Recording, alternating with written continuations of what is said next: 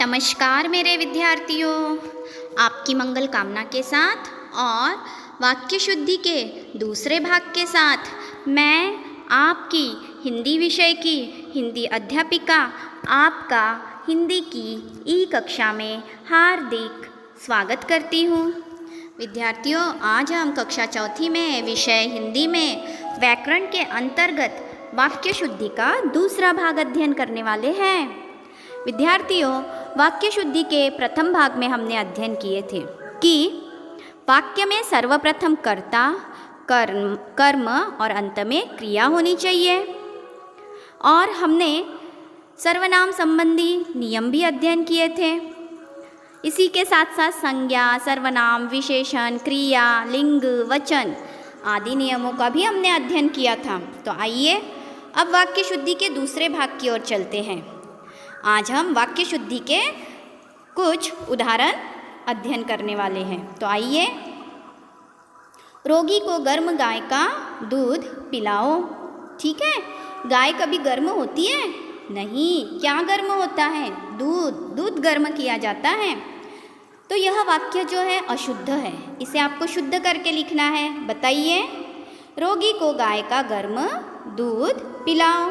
दूसरा उदाहरण, बैल रस्सी बांध कर ले जाना। विद्यार्थियों बताइए, शुद्ध वाक्य यह अशुद्ध है, उसको हमको शुद्ध में परिवर्तित करके लिखना है। बोलिए जल्दी। बैल को रस्सी बांधकर ले जाना। वह छत में बैठा है, इसे भी शुद्ध कीजिए। वह छत पर बैठा है। आगे, मदन मेरी सहायता किया।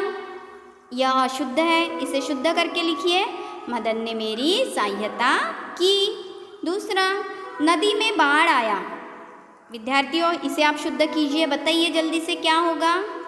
हाँ, नदी में बाढ़ आई है। तीसरा उदाहरण, वह मेरे को नहीं जानता। विद्यार्थियों, वाक्य शुद्धि के प्रथम भाग में हमने सर्वनाम संबंधी नियमों का अध्ययन किए थे।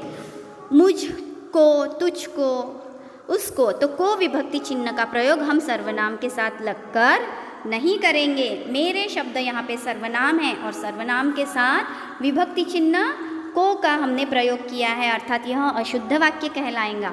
अब इसे शुद्ध करके लिखिए। वह मुझे नहीं जानता। हाँ विद्यार्थियों, आशा करती हूँ कि आपको वाक्य शुद्धि के प्रथम और द्वितीय भाग अवश्य समझ में आए। अब जल्दी से अपनी कॉपी और पेन लेकर आइए। हाँ, अब बारी है गृहपाठ की। तो आप तैयार हैं गृहपाठ पूर्ण करने के लिए? मुझे विश्वास है आप अवश्य गृहपाठ पूर्ण करेंगे। तो लिखिए जल्दी से प्रश्न क। दिए गए वाक्यों में शुद्ध वाक्य लिखिए।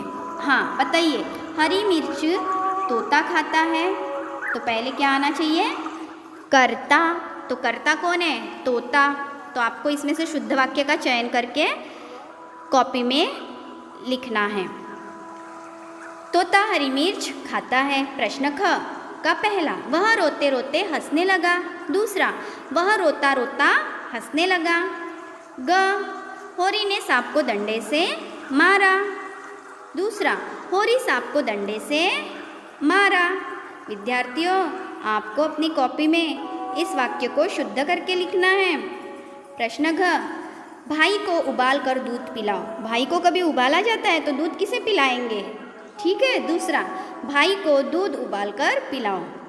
विद्यार्थियों, मुझे पूरा विश्वास है कि आप यह गृहपाठ अवश्य पूर्ण करेंगे।